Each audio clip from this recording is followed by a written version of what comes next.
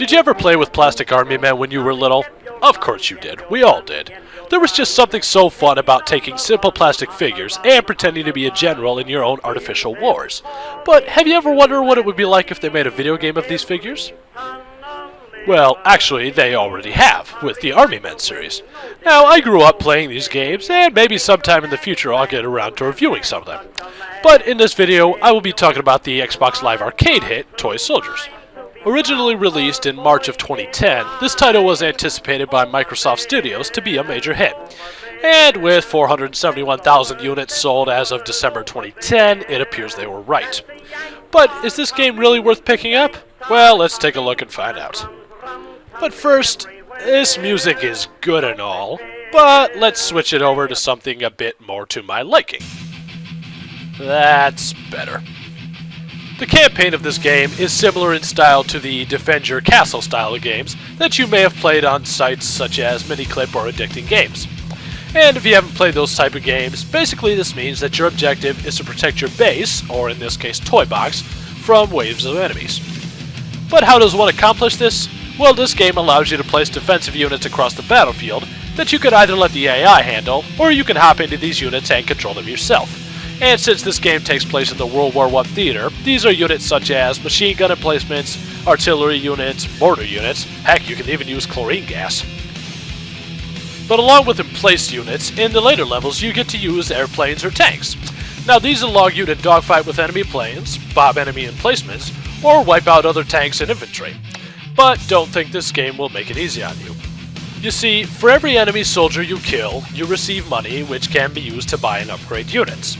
But if you want to have any hope of surviving, you will have to use all of your wits and strategy to defeat the enemies. With the game throwing infantry, cavalry, armored units, airborne units, and the occasional boss at you, you will need to mix up your strategy to contend with the oncoming threats. And considering for the most part you won't know which enemies will be coming at you in advance, there will definitely be some trial and error in order to achieve victory. Beating the campaign unlocks survival mode. In this mode, you must survive through endless waves of enemies until you become overrun. The campaign spans 24 levels, which will keep you occupied for quite a while. Along with the campaign, you can also play multiplayer, both local and on Xbox Live. In this mode, you have to both defend your own toy box, along with sending offensive units to destroy your opponent's toy box. Sheesh, I've been talking for almost 3 minutes now, and I haven't even gotten around to the reviewing yet. So, I'd better get to it. As far as the gameplay itself goes, it's very easy to switch between units and move your cursor across the battlefield. However, once you are in these units, especially the planes and tanks, the controls do feel a bit stiff. Now, it's not bad enough to lose you a battle, but I felt that it was enough just to be constantly annoying. As far as the graphics go, these aren't the best I've seen out there, but hey, for an Xbox Live Arcade game, these definitely look good. Now back to my original question, is this game worth picking up? Well, if you're a fan of tower defense style games, then yes, this game takes a simple gameplay concept and expands upon it to make this game a memorable gaming experience. But if you're looking for a more fast-paced action title, I'd look elsewhere, as this would not be the game for you.